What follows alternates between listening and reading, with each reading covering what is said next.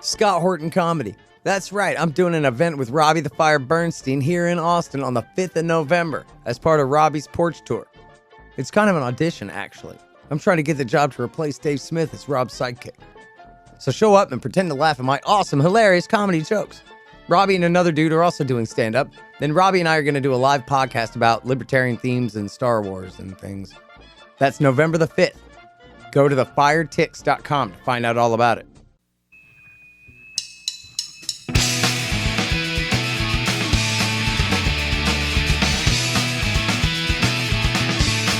All right, y'all, welcome to the Scott Horton Show.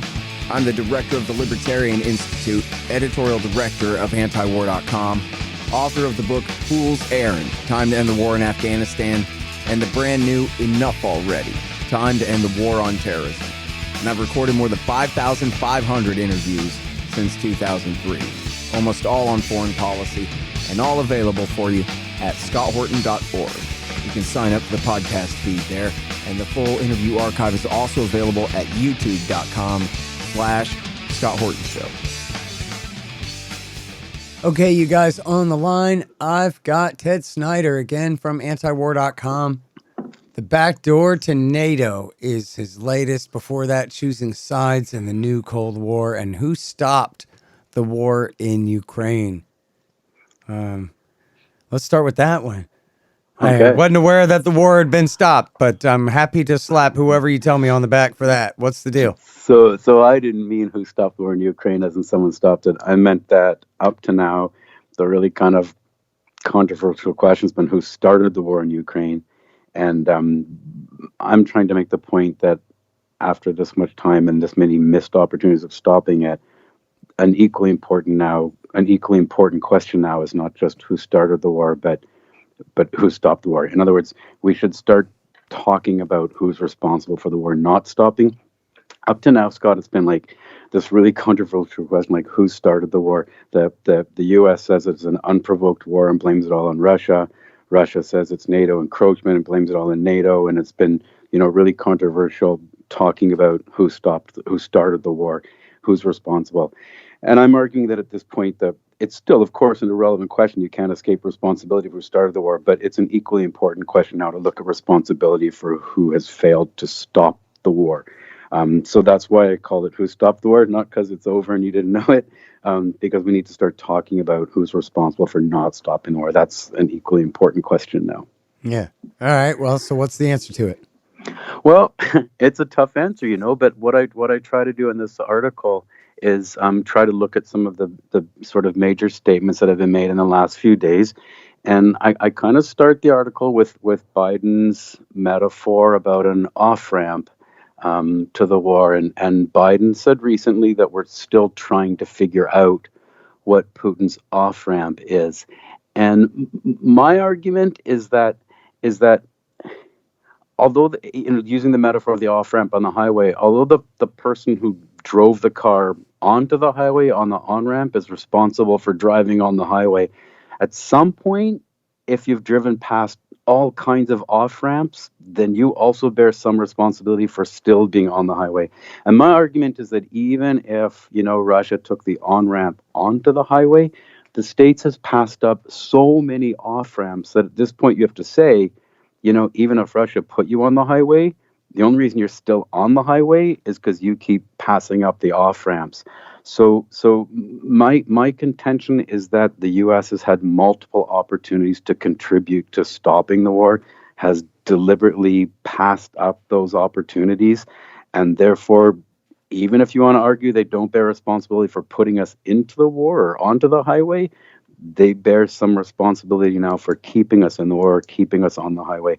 And at this point, as the war is escalating to more and more dangerous levels, to levels that we can't let it escalate to, you need to take some responsibility for still being there and get back to those off-ramps. And Biden shouldn't be saying we're still trying to figure out the off-ramp. Biden knows there's been all kinds of off-ramps, and he needs to reset and get back to those off-ramps and get off before this war escalates to, levels that nobody ever thought it could escalate to. All right. Well, I got to presume a lot of people really don't know what you're referring to. This is all Okay. Russian aggression. America's helping the Ukrainians defend themselves. That's what TV says. What are some of these off-ramps that you mentioned here Describe them and describe how you know. Okay. So, Scott, in the article, the first ramp off ramp I look at isn't looking at, someone who published something on, antiwar.com, or someone who can say, this is an alternative voice or a fringe voice. Recently, the former chiefs of staff, Admiral Mike Mullen, this is a guy who, correct me if I'm wrong, I think he's a chief of staff under Obama and Correct. under Trump, right? Yeah. So this is a mainstream, head of the U.S. military, and he said recently in an interview that we have to do everything we can to stop the war, and we have to stop it now. And then he added the really interesting line, and I'm quoting, this is Admiral Mike Mullen said, "It's really up to Tony Blinken and the other diplomats to figure out a way to get both Zelensky and Putin to the table, and the sooner the better." So here's the former head of the U.S. military saying it's up to the U.S. diplomats to get Zelensky and Putin to the table. It's up to the U.S. to do it. Why is it up to the U.S. to do it? Well, he didn't say that, but you could argue a lot of reasons why it's up to the U.S. to do that. One is that Zelensky has signed a decree that he won't talk to Putin. So Russia and Ukraine aren't about to talk right now unless somebody makes them. And who's got the leverage to make them? Well, the States does. But also, also, interestingly, you can look at other reasons why the U.S. has, I would argue, Scott, a legal and a moral obligation to be the ones to do what Mullen said, and that's to get Zelensky and Putin to the table. And the first one is because you could make, first of all, there's a legal argument. The UN, charter says that you've got to explore all, negotiations, mediations, everything if there's an opportunity to avoid a war. And I don't think it's hard to argue that there was an opportunity to avoid the war. In fact, I think you could argue there were a couple of opportunities to avoid the war. One was the Minsk II agreement, which was an agreement that dates back to 2014 that was negotiated by Germany and France and signed by Russia and the Ukraine and approved by the US and the UN. And the Minsk II agreement is long and it's complicated, but it boils down to the Ukraine would do two things. They would give autonomy to the Donbass, and they would promise not to join NATO. So that was an agreement that was signed. That was an agreement that was the best possible solution to the problem today. And if it had been signed, we probably wouldn't have a war today. Well, Zelensky got elected on a promise to sign Minsk II. He wanted to do that. He needed U.S. support to do that because he faced severe hostility from elements at home. He needed U.S. support to do that. He did not get the U.S. support. The U.S. let him down and abandoned him. So he didn't sign Minsk II. And then when he didn't sign it, and there was opportunities for the U.S. and Europe to pressure him to get back and sign that and do the things that would be an off-ramp long before the war even started, the U.S. and the European Union did nothing to pressure him. So they passed up this. It's not even an off-ramp. You wouldn't have been on the highway. There wouldn't have been a war. So since the U.S. had an obligation to achieve their goals without a war before going to war and didn't do that, they have an obligation to do that now. The second one came, 8 years later on the eve of the war when, and this is looking like December 2021, just before the war, when Putin presents the U.S. with a formal proposal on mutual security guarantees. He begs the U.S. for immediate negotiations, and the U.S. not only completely brushes him off and dismisses it, they won't even, and we know this because senior U.S. officials have said this, they won't even discuss the core points like the idea of Ukraine not becoming a member of NATO. So this is the second opportunity the states had to use negotiations to avoid the war. So having failed to prevent the war, there's a sort of moral obligation on the United States to attempt to return to exploring those pathways and end it now. The second reason I think the States has a moral obligation to fix it, and this is a bigger one, Scott, and it's gotten some attention. It's gotten a lot of attention, but I don't think it's gotten anything like the kind of attention it deserves, especially in the mainstream. And that's the idea that early on in the war, Ukraine and Russia had really tentatively arrived at a way to end the war. I'm talking about talks that happened in April in Istanbul under Turkish mediation.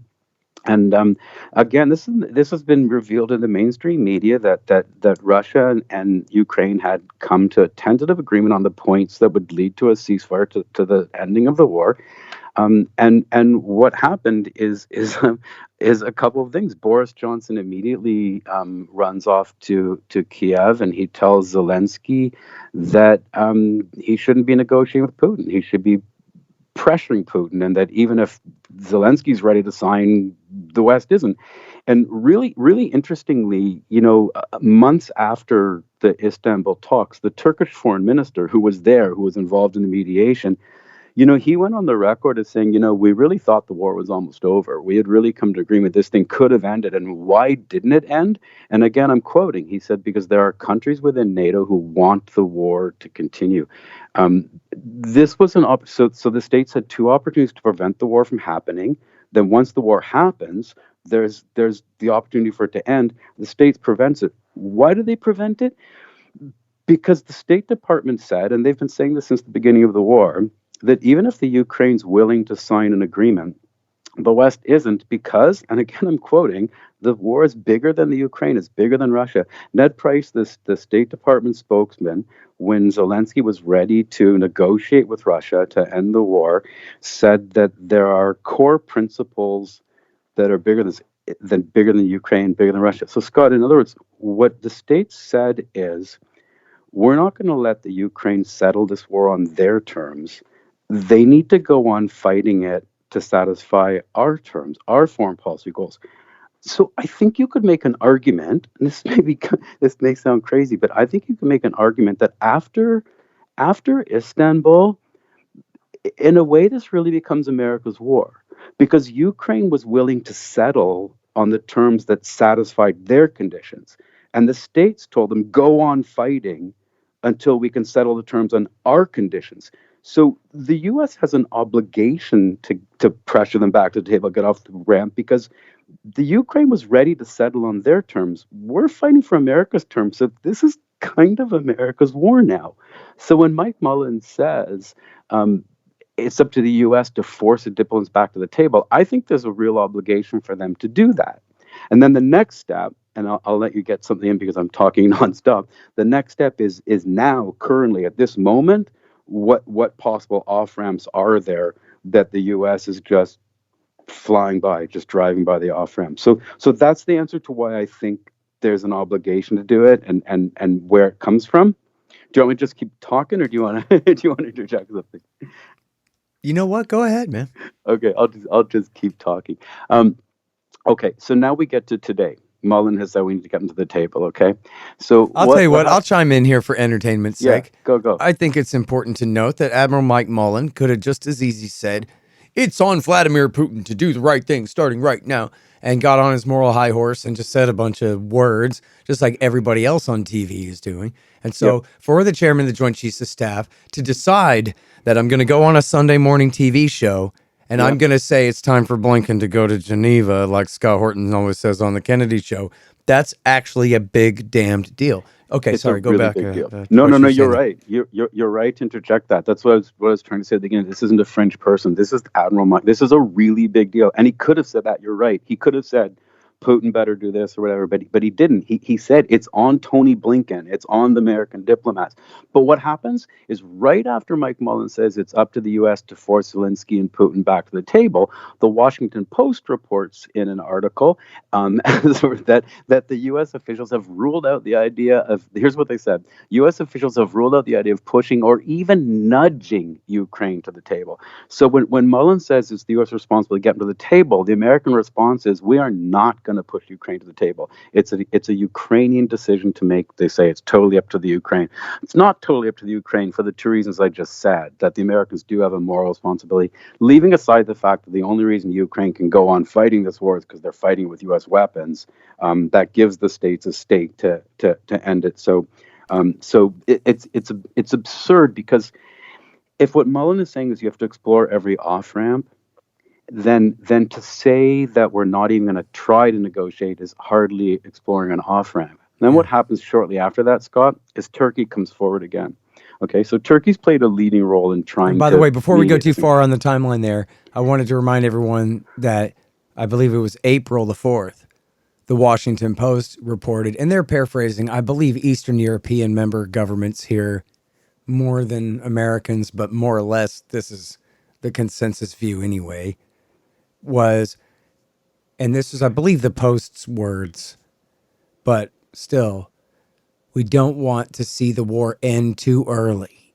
In fact, no, that may have been just an anonymous source of theirs that they're directly quoting. We don't want the war to end too early, even if it means Ukrainians continue fighting and dying, because ultimately, essentially, we want to weaken Russia on the Ukrainian battlefield before they think about moving on anyone else in Eastern Europe. So we're So going to Scott, grind them down statement, into the dirt there. And yeah, they just said that in the Washington Post. Fighting yeah, and dying too early. Just Google and it yourselves, everybody. that statement was made in two ways. One was Austin, the Secretary of Defense, who said we don't want to end too early because we want to weaken Russia. And the other one is this constant insistence that comes out of the State Department that we don't want this to end too early because we want to put Ukraine in the strongest possible position for negotiations. But of course, when you're fighting like that, that has to go on with negotiations happening simultaneously, because despite the U.S. saying that you don't talk to Russia while they're bombing Ukraine, that's when you always talk to somebody when you're at war. You don't talk after the war. Negotiations always happen while you're bombing. It's absurd to say you wouldn't negotiate while you're bombing. And it's worse than just, grinding on with you, because you got to remember what's happening in this war right now is I was just reading a huge thing on what a proxy war is, and this war is pushing proxy war to the limits before you can say it's an American war, because what you've got is the U.S. You've got the U.S. arming Ukraine. They're repairing and maintaining the weapons remotely. They're training them how to use the weapons. They're giving them intelligence on where to fire the weapons. They're even intervening now and doing the strategy. So they're arming, training, targeting, doing the strategy. They're doing all of this, except they're doing it with Ukrainian recruits instead of with U.S. recruits. So while the U.S. says you may have satisfied your goals with Russia, but we haven't satisfied ours, so fight on, and America fights this war by using Ukrainian soldiers and letting Ukrainians die, and then to say we don't have a stake to push them in negotiating, it's absurd, and it's tragic, and it's horrible. That the U.S. is fighting for its goals by letting Ukrainian soldiers die is horrible, and currently you do have these off ramps, even though the Post is reporting U.S. officials saying that we won't nudge them. Turkey has again suggested that they'd be willing to mediate talks between Russia and the West. And Turkey's one of the countries that are positioned to maybe do it. So Turkey suggests mediations. And Sergei Lavrov, the Russian foreign minister, responds by saying, we'll talk to the States. We'll talk to Turkey on ways to end, we'll talk to the States, or we'll talk with Ukraine on ways to end the war. No problem. So what happens? Again, the State Department comes forward, and Ned Price says that Lavrov's comments are just posturing, and we have no confidence that Russia's serious. Okay, fine. Maybe it is posturing. Maybe Russia's not serious, but that's an off-ramp to explore. You don't just say that. If Russia says we're willing to talk, you don't just say, they're just posturing. If you need to end the war now, you explore that. India has come forward and said they'd be willing to negotiate. That's an interesting choice, because India's not in the war. They're a member of BRICS and the Shanghai Cooperation Organization. In other words, they have relations with Russia. They have influence over Russia. They're also an ally of the States. They're in a good position they could mediate. Nobody's followed up. No one's explored that. There's an off ramp, or a possible off ramp. Nobody responds to that at all. Then you get the question on the other day, October 11th. The idea comes up at a G20 summit. Maybe Putin and Biden could talk on the sidelines. So they asked again Sergei Lavrov, could that happen? And he says, if there was an offer made for Putin and Biden to talk, we'd review that. We'd consider it. So this is talk about high level. The Lavrov is saying that Putin would be willing to talk to Biden, and on the very same day, and again, like he said, see mainstream Sunday morning, whatever is on CNN, I think it was, Biden just says, I don't see any reason to meet with Putin. What do you mean, no reason to meet with Putin? Right? The Civil War is asking to horrors. I don't see any reason to meet with Putin. And then he escalates it. And he doesn't just say that I have no intention of meeting with Biden. He says no one's prepared to negotiate with Russia about this. So he's speaking now for all of NATO, all of Europe. So here's Russia saying we'd have a high level meeting between Putin and Biden saying we're not even going to talk to him. Sorry, hang on just 1 second. Hey, y'all, Scott Horton here for Tennessee Hot Sauce Company. Man, this stuff is so good. They got all different flavors. Garlic habanero, honey habanero, pineapple habanero, poblano jalapeno, and the blood orange ghost. They're all so good, I swear.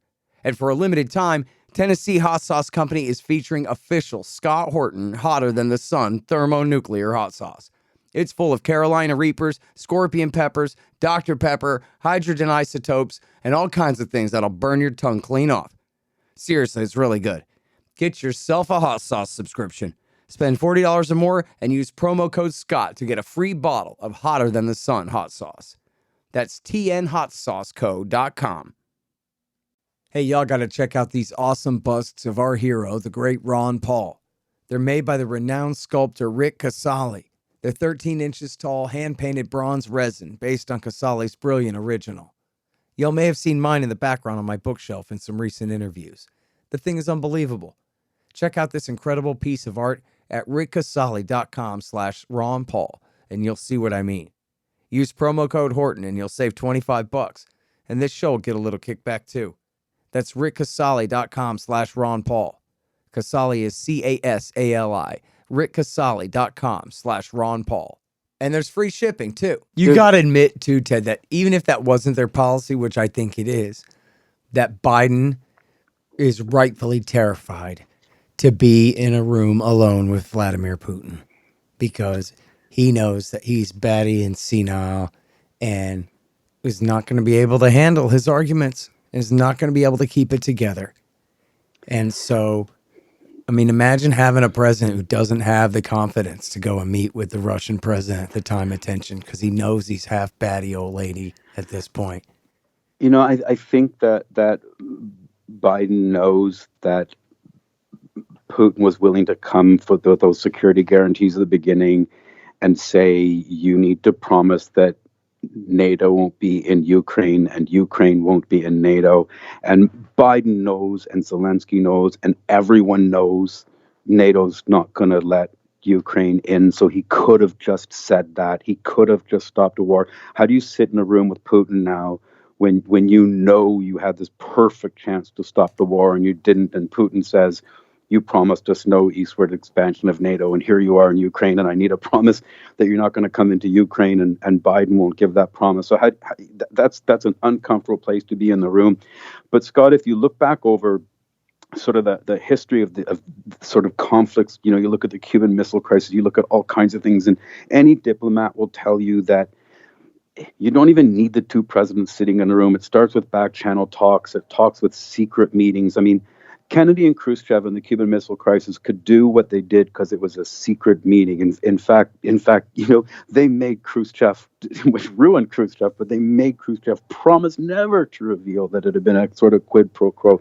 These things happen in secret. But as far as I can tell right now from the reading I'm doing and the people I'm talking to, I don't think anybody's talking about negotiating the war. To the extent that Russian and American low-level officials are meeting at all and having some communications, they're not negotiating an end to the war. They've got no mandate from Biden to negotiate an end to the war. In fact, it seems like the opposite, that they're pushing Ukraine to continue the war. So even if Biden doesn't want to sit in the room with Putin, he could send people 1,000 steps down the ladder to start the talking. And they're not. And yet here we have a situation in Ukraine where Russia's made it really, really clear that if you threaten the territorial integrity of Russia, if you attack Crimea, maybe even if you attack Donbass, we'd consider that attack on our territory, and so we would use whatever means we need to. This has been a bit exaggerated at times, but we would use whatever means. But this is going to happen because the state says Ukraine is Crimea, so they're they're greenlighting Ukraine to attack Crimea. Crimea blows up Ukraine blows up the bridge, from Russia to Crimea. So this is a position that we face the risk of extreme escalation, and yet Biden's not sending even low-level officials to try to de-escalate that. Talk about missing off all the off ramps. Here's Putin saying, "I'll talk to you." Here's Lavrov saying, we'd be willing to meet with Ukraine. We'd be willing to meet with the States. Here's Turkey saying we'll mediate. Here's India saying we'll mediate. Here's all these off ramps. And at each stage, the U.S. says, we're not going to talk to you. And they say we're not going to push Ukraine to talk to you. The truth is, as we know from Istanbul, it's not that we're going to push Ukraine to talk to you. We're going to forbid Ukraine from talking to you. Yeah. That's what Boris Johnson did when he went to Kiev. Before we run all the way out of time here, this will be the first time I quote Netanyahu as an authoritative source on anything other than he means it when he says that there will never be an independent state in Palestine. But what it is he was interviewed by Fareed Zakaria, who essentially says, oh, how come you're gay in love with Putin? Don't you regret all the time you spent with him? And Netanyahu's like, well, you got to understand I'm bombing Iran right next to Russian forces on the ground, so I got to get along with this guy. In Syria, he means. Yeah. Which is a pretty business-like answer. And it was just funny the way Zachariah framed it. Like, this is your bromance, all this. Don't you regret it that you gave credibility and appeased this guy all this time? Like, Jesus. Anyway, sorry, that's a tangent. Then Netanyahu says, listen, man, there could be a nuclear war, and I'm really concerned about it. Yep. And I thought,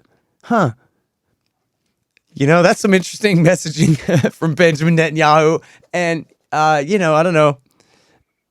I think of the guy as, essentially sociopathic and not truly concerned about anything the way normal humans are. Mm-hmm. But just because, he's a politician, that's not supposed to be an ethnic or religious thing. Scott, it's concerning. He's a particularly cynical politician. That's all I meant. But anyway, he was happy to say that on CNN. Hey, listen, I'm really concerned about nukes going off here, Fareed. Why don't you snap out of your little narrative and pay attention to what's going on here, pal? Yeah, it's unprecedented. It's astonishing that you have this risk of a nuclear war, and everyone's just sort of going on, assuming what happened. The Russian policy on first strikes is that they would only use a nuclear weapon if the existence of the country was threatened. And people have been really critical of this, but the U.S. has the same policy, right? It's written in the U.S. nuclear posture policy, and the U.S. when he doesn't say it has to be a response to a nuclear weapon, the U.S. nuclear posture policy, as I understand it, says that even under the threat of conventional weapons, if the United States territory is threatened, the U.S. would use a nuclear weapon as a first response. So this isn't like anyone who has a nuclear bomb is insane, right? But this isn't like insane Russian stuff. This is why countries have nuclear weapons. They shouldn't have nuclear weapons, but this is why they have it. The Americans have the same policy. So Russia has a policy they could use one. Will they use one? I don't know. I read all kinds of disagreement. I personally think that Russia has all kinds of conventional weapon steps they could take long before nuclear to wipe out Ukraine if they wanted to, but they could use a nuclear weapon. It's a serious thing. And although Netanyahu is talking about coordinating flights and stuff, and the media likes to talk about countries that aren't condemning Russia as being not condemning Russia because they can't, because of trade or defense. But the fact is you've talked about with tons of people by now is that lots of countries aren't lining up with Russia because a lot of the world doesn't see this the way the U.S. and NATO sees this. And I don't know that the only reason countries are doing this is because they need to coordinate militarily, they're dependent militarily. They also don't like the idea that the United States as a sort of unipolar hegemon or whatever can sort of move NATO and do it at once in the world, and they feel vulnerable to do. I mean, a lot of these countries have been victims of this too. So it's not, it isn't just military coordination. A lot of people don't want to completely come down on this American side because they're not completely on the American side. And I'm sorry, we don't have the time to go into that any further, man, because I'm about to have to go. But I keep bringing up nukes, but I want to make it clear to people that the reason I do is just because it's not that, I believe everyone should be afraid and buy my storable food brand or some kind of thing like that. It's just that, the second headline on antiwar.com today, SecDef tells Ukraine it will have, quote, what it needs to defeat Russia. And this has been the American policy, is that whatever it takes, as long as it takes, those are Biden's words, we will send in as many weapons as we can to Ukraine, not just to keep them from being defeated, but to drive Russia all the way the hell out of Ukraine. And a lot of times they specifically even include Crimea. On the other side of that is Russia, that will never accept that level of defeat. And, you know, Peter Van Buren was on the show and was like, I don't know, maybe they'll take like a little bit of the Donbass and just save enough face, claim that they did enough to hurt Ukraine's military, which is all they wanted to do, and they'll just settle for the city of Donetsk in Donetsk province or something. You know, I don't know. On the other hand, they could by force, you know, really mobilize and forcefully take all that they've claimed, probably. If they flood enough hundreds of thousands or even millions of men in, then they can take, you know, all of Kherson and Zaporozhye and the rest too. Maybe.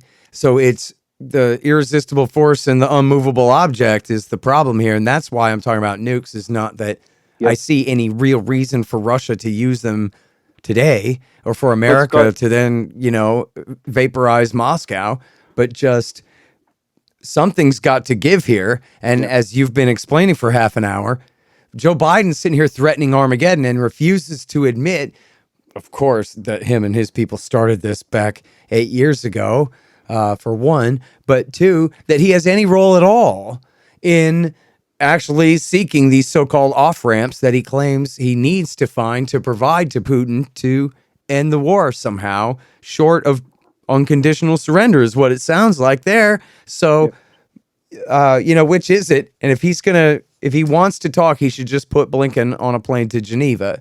Otherwise, the announced policy is, look, it's not we're going all the way to Moscow, so thank God, right? But it's still a level of defeat that we know that the Russians will not accept here. And I don't really know whose advantage is what in terms of Russian manpower on one side and NATO technology and money and CIA planning and whatever on the other, whoever, you know. But looks like the war could go on a long time. And that just seems to me like an absolutely untenable situation, as it has been from the beginning. That there's fighting going on Russia's western border at all is intolerable. Everyone should be talking about everything except how to keep fighting. That's always been, should have been the position of all of mankind this entire time. But, and Scott, just like two quick points. The one tragic thing about the fighting going on and on and on is that in the end, the settlement is probably going to look a lot like it would have if it never started, except all these Ukrainians have died and suffered. Yeah, Minsk too, you know. And the other point, bring Merkel back to sign the same deal we already had in 2015. Yep. And then just to bring it back to what we were talking about, you know, originally the point you brought up about, you know, saying that we'll make sure that Ukraine has everything it needs to defeat Russia. Talk about a missed off-ramp, because again, that was never Ukraine's goal. At the very beginning, when they were willing to sign, you know, a negotiated agreement with Russia, it was never about defeating Russia. It was about pursuing, you know, the goals that satisfied Ukraine. So this idea that we're going to arm you until you defeat Russia, that's an American hijacking of the agenda of the war. That's a mixed off-ramp. They could step back from that off-ramp, go back to the terms that were Ukraine's terms for ending the war, stop trying to make it America's terms, go back to that reset point, get off the off-ramp and sign it with, you know, Ukraine's agenda, not America's agenda. So that's a huge missed off-ramp, right? Yep. All right, listen, I'm so sorry that we're out of time, because I could sit here and talk to you all afternoon, but and man, I'm really sorry that we didn't get to address this extremely important article. It's your latest. It's, I believe, at the top of the page today. Yes, it's today's current article at antiwar.com.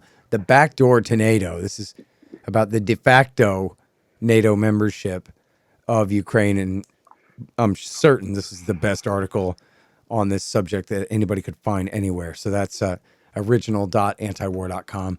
The backdoor to NATO. Thank you again, Ted. Thanks so much, Scott. It was great talking to you. The Scott Horton Show, Anti-War Radio, can be heard on KPFK 90.7 FM in LA, APSradio.com, antiwar.com, scotthorton.org, and libertarianinstitute.org.